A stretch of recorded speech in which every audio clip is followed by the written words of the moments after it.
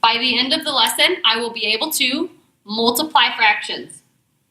To multiply fractions, you are going to first multiply straight across the numerators, second, multiply straight across the denominators, and third, you're going to simplify. So go ahead and write down numbers 1 and 2. What we're going to do is find each product. So I have a negative 5 over 4. And so I'm going to give the negative to the numerator every single time.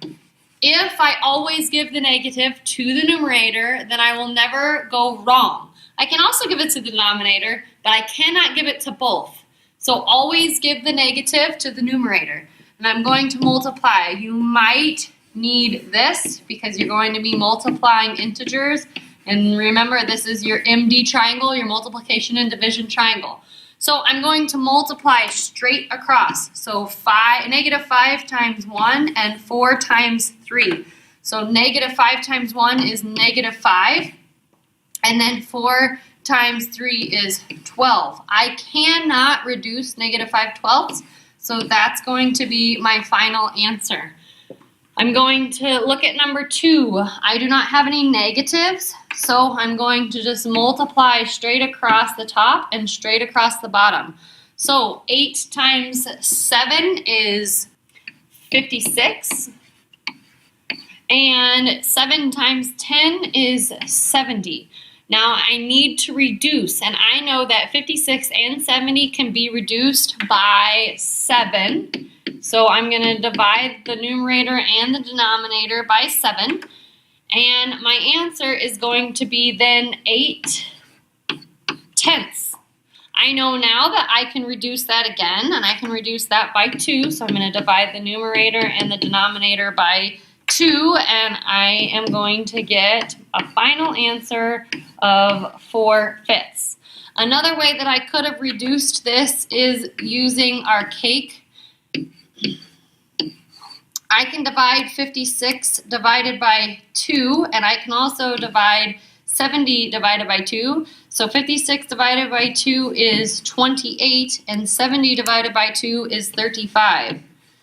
Now I need to figure out what I can divide both of those by, and I can divide both of those numbers by 7. So I have 28 divided by 7, which is 4, and 35 divided by 7, which is 5. And guess what? Here's our fraction, 4/5. It's right here, 4/5. You can use either method to simplify your fractions. In number 5, we have a whole number, and when I have a whole number and it's actually an integer, I'm going to put that number over 1, and I'm going to rewrite my fraction of 3/7 next to it. Remember that you always give your negative to the numerator. Just remember negative numerator, negative numerator, negative numerator.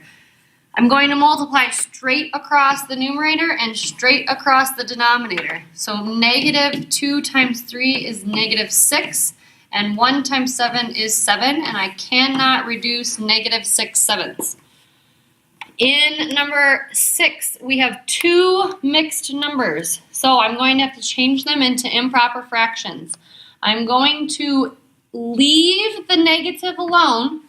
Right? I know that my answer is going to be negative. So my numerator is going to be negative in my first fraction, and my numerator is going to be positive in my second fraction in 4 and 1/10 because there is no negative.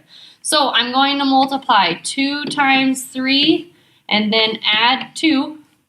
So I have 6 plus 2, and I'm going to have a negative 8 in my numerator, and my denominator is 3.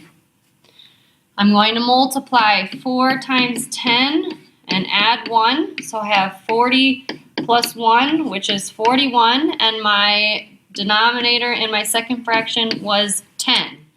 What I'm going to do next is multiply straight across. So anytime I see a mixed number, I need to change it into an improper fraction. They are much easier to deal with. They're much easier to add, subtract, multiply, and divide by. So I'm going to multiply negative 8 times 41 and it's going to give me a negative 328. And I'm going to multiply the denominator by 30. I'm going to use the upside down cake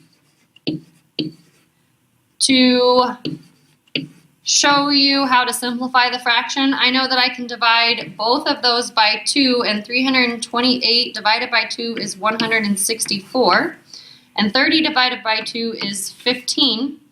I'm going to check to see if I can divide by anything else, and they do not have anything else in common. So I'm just going to write my fraction bar in between the two numbers and know that we had a negative number and my numerator is 164 and my denominator reduced to 15.